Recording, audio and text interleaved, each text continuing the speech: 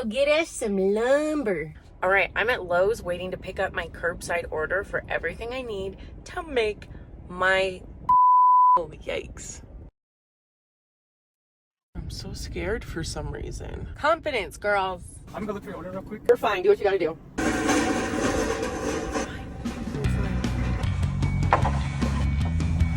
I got what I needed.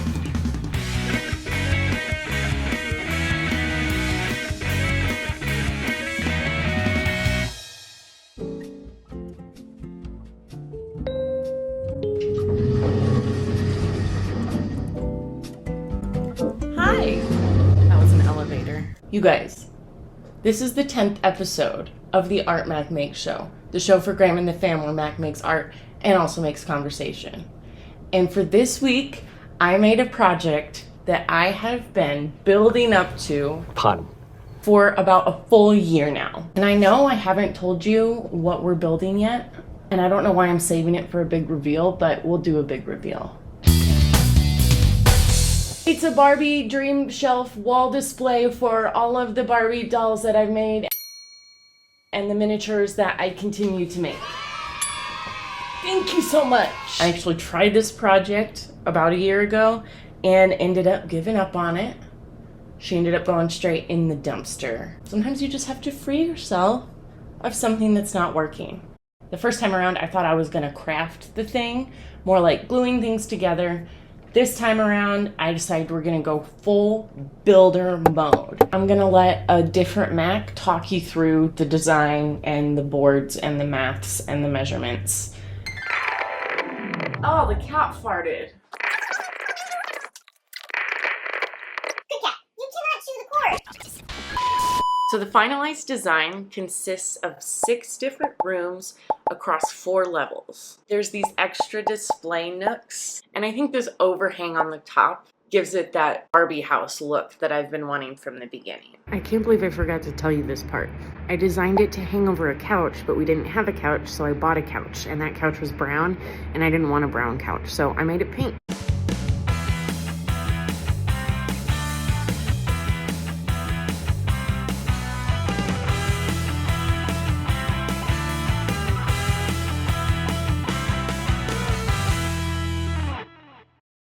So once I was sure of the design, I could figure out how much lumber I needed. So more math. This was a pretty math-heavy project. So kids, when they say you won't use math, you're probably not going to use the math that like makes you cry. But, you know, there's some math like dividing and measurements and squares. I decided on getting 1" by 8" boards. I got some 8-foot long pieces that I could cut down into the 3 5-foot pieces I needed to go all the way across the 3 levels here.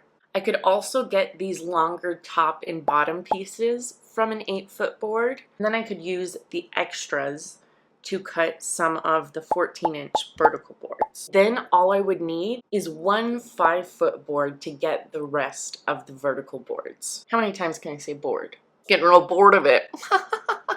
I drove all my boards home and went straight down into the parking garage at our apartment complex. I set up in a little corner and used a new handsaw that I got, which cut through this wood like butter.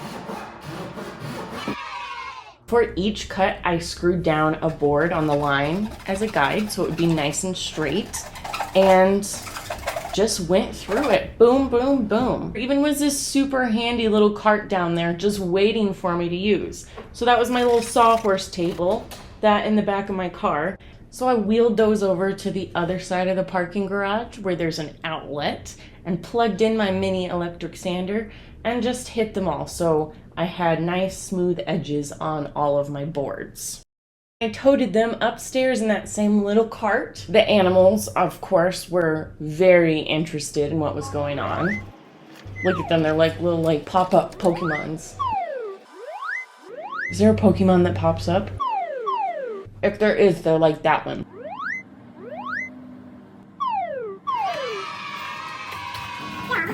Look at Good Cat and the box of screws I bought. What are you doing, buddy? You like those screws? This was an obsession. I don't know. Don't eat them. He also was really into a bag of potatoes. That's unrelated. I just wanted you to see this video.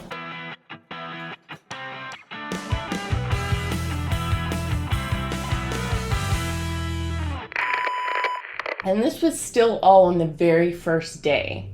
I got everything laid out and a first coat of this white primer paint on there. And y'all, using a paint roller, oh my goodness, it was so efficient. It was like ASMR.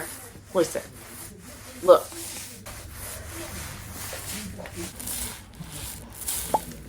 I let that dry overnight, painted the other side the next day, let that dry. Then I got to start assembling. Can you see me? It's 8:56 p.m. and I am ready to start assembling my dollhouse. It was kind of difficult getting things to kind of prop and stay. And like, how do you hold them when they're not stuck together, but you're trying to make them stuck together? You want there to be glue, but the glue isn't sticky yet. And then you have a drill and you're doing that. I also was reminded very early on the importance of drilling pilot holes. Just a tiny little drill bit, do a little hole where you're gonna put your screws, because then the wood is already like holed. I think I'm really good at talking about this stuff. It's so the wood doesn't split like this one did here. But that's all right, because after I got everything put together, I went over any crevices and cracks with this drywall putty stuff, sanded it off, wiped it off, painted over it, and look how nice that looks. Here's a little before and after. I actually did several rounds of touching up after the whole thing was assembled, and then it was time to mount it on the wall. I did like some preliminary mounting to kind of see where I was gonna put things. Preliminary mounting. When it came time to actually hang it,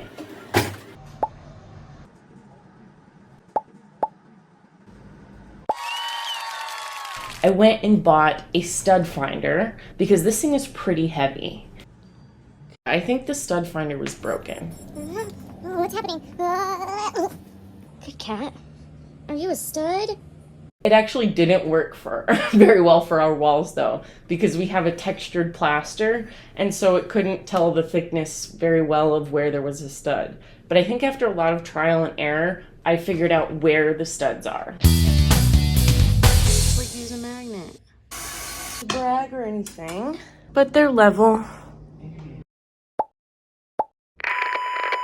This was actually a pretty concise project. Like, I hit it hard for a few days, and at the very end of it, I was left with the wonderful shelf that I am pretty freaking proud of.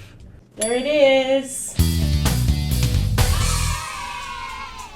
Now it's set up very much like a shelf right now, but that is not our end goal. What we're going for is like full dollhouse hanging on the wall, and that's where you come in.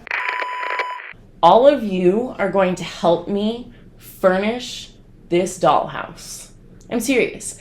I'm going to use your ideas. Comment below what thing you would like to see miniaturized to Barbie size, and I will make that and put it in the house. I have a lot of ideas personally, and I've already started making a few things. I'll show you those in a second.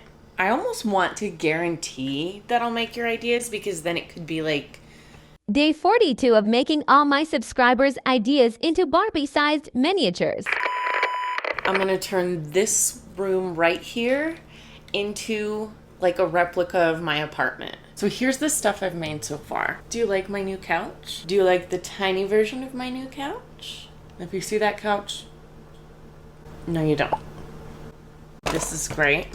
Tiny Tam sign. What else? Any ideas, Cardi? Yeah.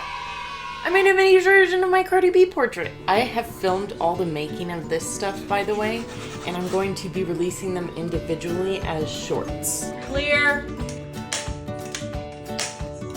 Which is also probably how I'm going to show your ideas once I start making them.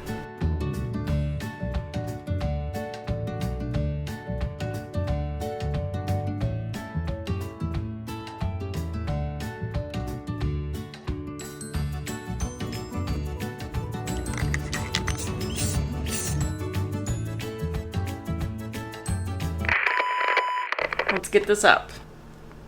Listen, I don't have a full-size version of this clock, but we're gonna put it in this room until we have a better room to put it in. Ooh, maybe like a vintage style library or living room.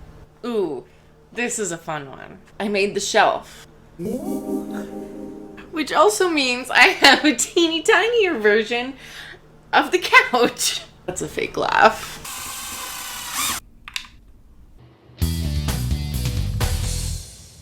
Thank you so much for watching this episode of the Art Mack Make Show. The show for Graham and the fam where Mack makes art and I don't say that at the end. What do I do at the end? If you want to see your ideas being made in future videos, comment those down below. And I'm very excited to see what you guys come up with, okay? Okay, that's enough for today. I spilled tea everywhere and now it's on my dress. And now it's on that book, and I have to pee a little bit.